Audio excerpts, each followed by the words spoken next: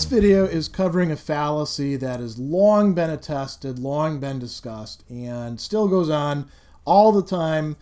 People won't stop making this fallacy and probably are going to keep on committing it until we're all long gone. So it's good to actually know something about it, and that is the argument from authority.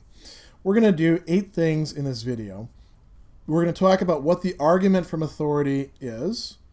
We're going to look at its argument structure, and then we'll talk about why it's a fallacy. What's going on when somebody engages in an appeal to authority that's a fallacious appeal.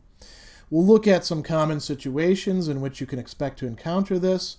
We'll grapple with 3 examples of the fallacy. I'll be uploading other videos that are just chock full of examples later on down the line.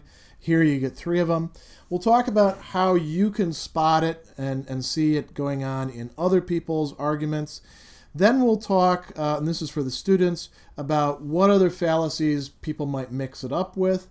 And then we'll finish by talking about how you can avoid falling into this fallacy yourself, how you can improve your critical thinking skills. So, what is the fallacy of argument from authority? You notice we got a whole bunch of synonyms here. Argumentum, auctoritatem, appeal to authority, misuse of authority, questionable authority. There's a whole bunch of those. Sometimes people call this the argumentum ad verecundiam, but that's a little bit different. That means the argument from modesty or shame, and that would come up in terms of authority when you bring up an authority to shut somebody up or make them feel like they don't have a, they don't get to have a counter position.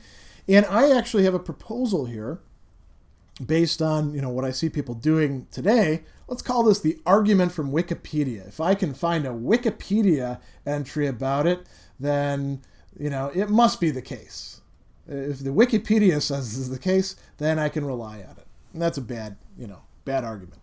Really ought to be termed the argument from false authority, because we don't want to give the impression that we just reject all authorities.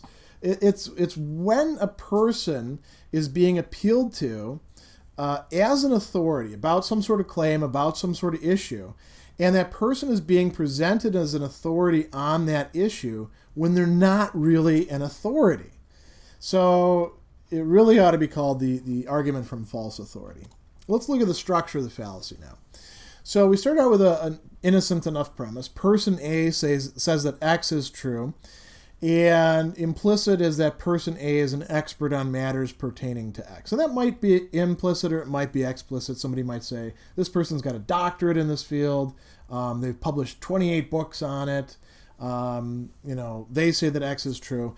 And here's the other premise. We have good reason to believe people who are authorities on a matter when they endorse claims. The conclusion then is you should believe that X is true. Now, what's questionable in here? It's not the implicit premise that we have good reason to believe people who are authorities on a matter when they endorse claims. That's what it means to be an authority. It means to be reliable. It means to have an expertise that, provided you're not just being a jerk or something and giving people bad information, we can go to you and you will give us the correct take on things. It's the other premise. Person A is an expert on matters pertaining to X. Oftentimes, they're not. So if we look at this in a graphic form, what we've got here is 3 basic ideas. We ought to accept what authorities tell us about whether claims are true. Good idea. Person A states that X is true. Person A is an authority on X, but that turns out to be false. Therefore, X is true, and we should accept X. Now, why is this a fallacy? Well, like I put here, normally a person being an authority on a given matter is a good reason to believe his or her claim about the matter. If somebody is a doctor, you should believe your doctor when your doctor tells you that you're sick, right? And that you should take this medicine instead of this medicine, unless your doctor has it in for you. And that's a whole different set of issues. You don't go to your doctor to find out what you should do with your car. You talk to your car mechanic, right? And we can go down the line for a whole bunch of different things. Now, there could be several different people who might be good authorities on a given thing. I do philosophical counseling. That means I take resources from philosophy to help people figure out how to do good decision making or deal with emotional problems or figure out things having to do with their life and meaning. Job coaches do similar stuff. If they're a good job coach, they might be an authority on that sort of thing. Now, in the case of this fallacy, what's happening, somebody is being presented as an authority on a matter when that's not actually the case. That's what makes it a fallacy. That's what the problem is. So, what are common situations in which you're going to see this? There's a lot of matters that are complicated, that are messy, that are murky, that you don't have, algorithms or hard and fast rules that apply in every case, that authorities are brought in to talk about. There's a lot of these issues that are difficult for the average person to study and understand or make decisions about. And that's understandable, particularly, given just how vast the world of knowledge is. I look around at my bookshelves and I realize I don't even know what's in half of these books. Not a great thing to say, right? Because I haven't had the time to read them all the way through, or I've read them and I forgot them, and I have a general idea. I mean, if I grab some Aristotle off the shelf, that'd be a different matter because I'm reading him all the time. But there's a lot of things that are tricky. Those are the kind of situations where somebody's going to do an appeal to authority. There's contexts also in which a person's already viewed as an authority on some matter, but they're being used as an authority in another matter. So I put here experts in one area being used as experts in another area. Just because somebody has expertise in one field doesn't automatically translate into expertise in some very different field. There could be some overlap. There could be some general skills that a person learns, but that's why we have different degree programs. Now, another common situation is in which the sort of case in which people who are popular, so celebrities would be great examples, are taken to be knowledgeable about things that they don't have any idea about. And oftentimes they'll think, this is one of the problems with celebrity, a lot of celebrities think that they're smarter than they are. One of the smartest things I ever heard an actor say was Rob Lowe when he was asked about the Gulf War II early on. And, he was asked about this by some reporters who cornered him at a dinner. And he said, look, I play somebody on TV who's smart enough to think about these sort of things. I'm not necessarily the right person to ask about this. That's not the case of a lot of celebrities. There's many of them who go the other way. And there's a lot of people who facilitate that. So let's look at some examples. Here's a classic ad. It's been used a lot of times. It's actually become a trope. So this guy comes on, and I remember this when I was a kid, and he'd say, I'm not a doctor, but I play one on TV. If your child had a cough, she'd get just what the doctor ordered. This is the original one. You need an adult medicine for adult cough symptoms. You should take Vicks Formula 44 for your cough. Now, there's a lot to say about this one. The guy is coming out at the start and saying, I'm not a doctor, but I play one on TV. I suppose he should, add the line, if you're dumb enough to think that playing a doctor on TV gives me medical expertise, then this thing is for you. Keep listening. This is clearly a case of misuse of authority. The person is not an expert, and they're being treated as an expert. Here's another one that came up recently that's drawn a lot of discussion. Neil deGrasse Tyson, disparaged philosophy, a field that he appears to be quite ignorant in. Massimo Pigliucci, has a great article where he sort of takes him to task for this, and he says, look, you've been to the CUNY Center, and I line you up with good graduate students who could explain to you what it is that we philosophers did. You didn't even seem interested in that. So what we've got here is somebody who is an expert, and acknowledged as an expert, really, in many respects, at the top of his field in one area, making remarks about a different field that he's not actually competent in. So what he said is roughly this. This is not verbatim. Philosophers think that they're asking deep questions about nature, but really philosophy is a waste of time. Nothing gets accomplished or settled. So his advice is science students and anybody else who's interested in actually getting anything done should avoid philosophy. So, I could see people using that. Most people probably wouldn't, because he got called on the carpet for it. And, people were like, this is really dumb advice, and you don't really know much about philosophy. But he does have a certain star appeal. So he's got the celebrity thing going for him. He also is, an actual scientist. He's not a philosopher. Similar remarks, by the way, are made by Hawking and Dawkins, that they're not really competent to make. And then people pick them up and they say, yeah, I'll go with that. Here's another one that I'm taking from sort of, not from the headlines, because critical thinking doesn't make the headlines very often, but it does get involved in a lot of policy discussions. There's a lot of people who make claims about critical thinking. And a lot of those claims get made in the context of K through 12 education. They get made by educators and they get made by administrators who, and I know this as an expert myself on critical thinking, when I go in and I talk to them, I quickly realize they have no idea what critical thinking actually consists in. They have like, well, maybe it means this thing over here, and there's this wide field. And they've never read any of the relevant literature, or they've only read some of the schlocky stuff and not gone to, like, say, the APA Delphi report or, any of the really good stuff. So here's how it might go. I know that my kids are learning all about critical thinking. Their school principal says that their curriculum is designed to develop their critical thinking skills. After all, he's got a doctorate in educational leadership, so he would know. Therefore, I can be confident my kids are developing critical thinking skills. Unfortunately, that's not the case.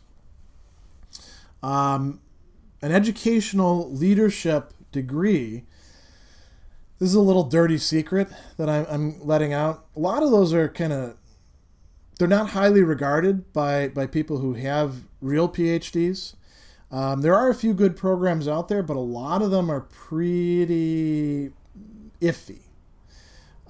You should take it with a grain of salt. You want to know where the person went, what they actually studied. You'd want to know who they studied with. There's a lot of talk about critical thinking, unless it actually aligns with some of the good literature out there on critical thinking and the people show that they know what they're talking about. Don't believe them. If a school principal says that a curriculum is designed to develop critical thinking skills, they may just be doing talking points that they got from, some document that they got sent down from the state, or, that they got during their own schooling back in grad school. You want to be you want to be chary of that sort of thing. You want to regard that sort of claim as suspect. You want to know whether somebody's actually knowledgeable about critical thinking. Read the APA Delphi report. That's the gold standard. See whether what they're saying actually aligns with what the APA Delphi report calls critical thinking. You could go to other documents, but that's probably the best place to go. So, good example of a fallacious appeal to authority. How do you spot the fallacy of argument from authority when it's going on? Now, this is a bigger topic, and I'm not going to try to go into it in great detail here, because we're going to do other videos about information sources and experts and how to evaluate that sort of thing in a different series. I will say this. There are some general criteria for determining whether a person ought to be regarded as an expert or not, and we're going to cover those in other videos. So when you see somebody being put forward, look for those criteria. What would some of those criteria be? Do they actually have credentials that are accredited, that are attested to, vouched for by some other body of their peers? If somebody wants to claim that they are a Hemingway scholar, for example, what can you do? Well, see whether they have some coursework on Hemingway. See whether they actually have publications on Hemingway? Do they have, a book? Do they have several books? Do they have articles? Where are they published? Were they published in, were they self-published? You got to be careful about that sort of thing. Were they published in the kind of open source journals where you pay to get your thing in, a vanity press? Were they published by some acknowledged thing? Did they ever receive any awards for what they're doing? How do their peers regard them? These are all criteria that you can use. Another thing, be wary of claims whose main support is someone who's popular or who has celebrity but doesn't possess expertise in the subject being discussed. This would be almost everybody on TV. Unless they're an expert in something, why should we believe them? If Oprah says something, half the time, it's probably false. She doesn't know, as much as she purports to. She's a pretty savvy businesswoman. I'd go to her for business advice. I probably wouldn't go to her for relationship advice, nor would I go to, any of the other people out there in these talking head shows and these interest shows that we've got. It's kind of funny that people consider The Daily Show to be a more reliable news source. And this is an issue with younger people. They go to The Daily Show for their news. Jon Stewart's not bad, but he's not an expert on a lot of the things that he's talking about. And he's engaging in a lot of editorializing that you should be a little bit suspect of. So it goes even further. Those are like successful, intelligent people, Oprah and Jon Stewart. There's plenty of dummies out there who, they endorse brands. They say all sorts of things about how people ought to run their life. Should you listen to them? I don't think so. Also, watch out for people who often bring up authorities rather than providing some other argument or support for their claims, or who are unwilling to accept claims unless some authority can be found to endorse them. This actually goes to the argumentum ad Wikipediam that I was talking about. When you see in comment sections people making an appeal to Wikipedia, that's because they can't discuss it themselves. Or they think that the other people that they're talking about it with are going to be impressed by the fact that Wikipedia happens to agree with them. Now, Wikipedia has improved over time. It's gotten a lot better. It used to be terrible, just awful. But there's some areas in which it's a little bit iffy. And the ways in which editing takes place, there's some problems with that people have talked about. I don't need to go into all of that right now. But you want to watch out for the kind of people who only believe it's true if some authority has said so. If they can produce an authority, never mind who the authority is. So people like that are more liable to engage in this kind of fallacy. What's not the fallacy of argument from authority? This is the sort of thing that students would want to pay close attention to so that they don't make mistakes when people ask them to identify fallacies, using examples or to define them. So arguments that bring up authorities from the past might not actually be an argument from authority. They might be part of an appeal to tradition, lumping in a whole bunch of different authorities as ancient wisdom or something like that. That could actually be an appeal to tradition. Arguments that focus on many people believing the claims of a particular figure would actually be an appeal to popularity. So let's say you are bringing up Oprah, and she's saying something about proper diet, right? And she's not a dietitian. And you say, well, look, she's not a dietitian, and then the other person says, yeah, but I mean, she's got, millions of people watching her, so she must be a good authority. That's actually an appeal to popularity being used then to back an argument from authority. Now, this is very, very, very important. I cannot stress this enough. Not every argument that mentions some person or persons as an authority is actually a fallacious argument. Students often, learn this fallacy, and then they start, just shooting from the hip and identifying it everywhere. If somebody really is an authority on something, you should probably believe them. You can appeal to them. When it comes to, Physics, you should listen to Neil deGrasse Tyson. When it comes to philosophy, then you probably want to listen to somebody else, like say Alistair McIntyre, right? You actually do want to listen to authorities because this is how we improve our stock of knowledge. And, if you have some reason to question their authority, then you're probably on the way to being an authority yourself. So that's all very important to keep in mind. How do you avoid making the fallacy of argument from authority yourself? Because this is something that we do tend to fall into. So you want to pay attention to your own tendencies to seek out authorities as a kind of shorthand or, stopgap to resolve an issue, instead of investigating it, thinking it through, finding evidence on your own. People make an appeal to authority quite often out of laziness. So if you have a tendency towards that, or if you have a tendency towards an excess of the wrong kind of humility, thinking that you're not capable of figuring these things out, and you got to go find somebody else who has something to say about it, that's something you want to take a look at, right?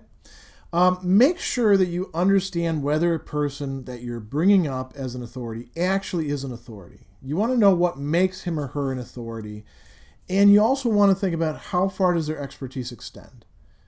If they're a professional in one field, odds are their expertise does not extend to wildly different fields over here. So if somebody's an interior decorator, they may be the best interior decorator in the world. That doesn't tell them anything about what your exercise program ought to be, or how you ought to manage your money, or what your moral code ought to be, or any of these sorts of things. Also, keep in mind that celebrities and other popular people, and many elites, not just people who have some sort of presence, media presence, but also people who are sort of behind the scenes elites, are often no better informed about important matters than the rest of us. Sometimes they're actually worse informed because they live in a bubble. So, just because somebody, for example, attended Harvard, that doesn't actually mean that they're any brighter or better informed than somebody who went to a state school. Where a degree came from oftentimes doesn't make an awful lot of difference. This is something I've discovered through my own experience. So those are all things to keep in mind. The last thing I want to say is a little plug. This video is part of a series discussing common fallacies in reasoning and argument. And I've got a whole channel that this belongs to devoted specifically to critical thinking, reasoning, and argumentation. So if you like this video, if you're getting something out of it, and you think that other people might get something out of it, share it with them, suggest it to them, and keep coming back because I'm going to add more and more content over time to this new channel.